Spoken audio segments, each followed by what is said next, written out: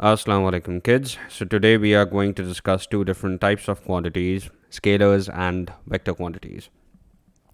So it's very important to understand the difference and be able to differentiate between scalar and vector quantities. Number one, what's a scalar quantity? By definition, a scalar quantity is a quantity that has only magnitude. Now, if it has magnitude, what does it not have? Let's talk about that.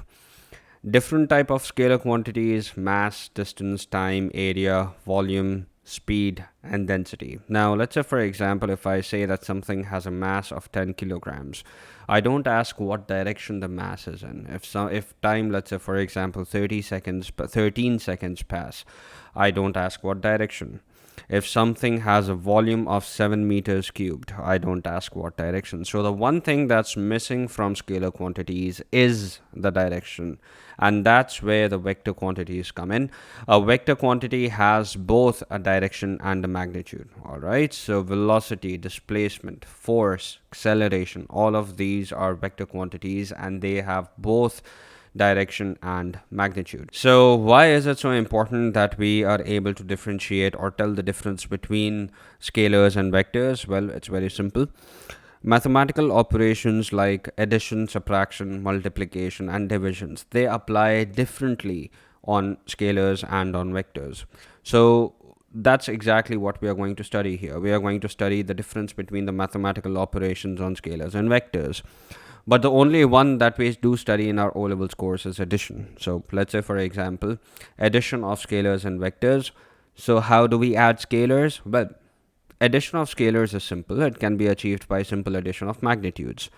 Let's take an experiment.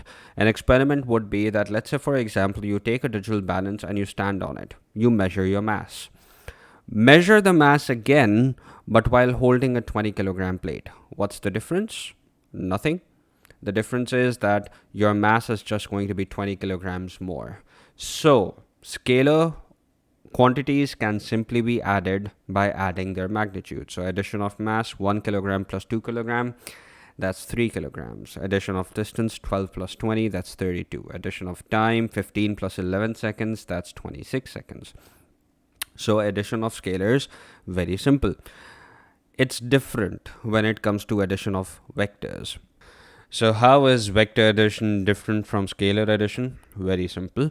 Let's take a look. The first thing that we need to do in addition of vectors is represent a vector on a piece of paper. So how do you represent a vector on a piece of paper?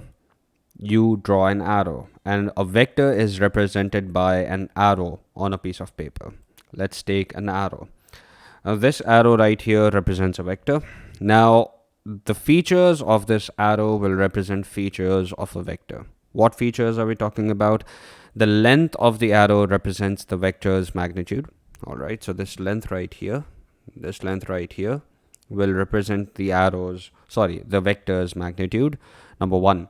Number two, the arrowhead's direction represents the vector's direction. So this arrowhead right here, this represents the vector's direction, and this arrowhead, again, we can just call it as the head of the vector, and the opposite end is known as the tail of the vector.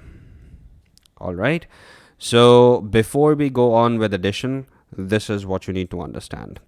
Now, the process of adding vectors includes two things. Number one, the scaling of a vector, and number two, using the head to tail rule. Both these processes we are going to look at in the future videos.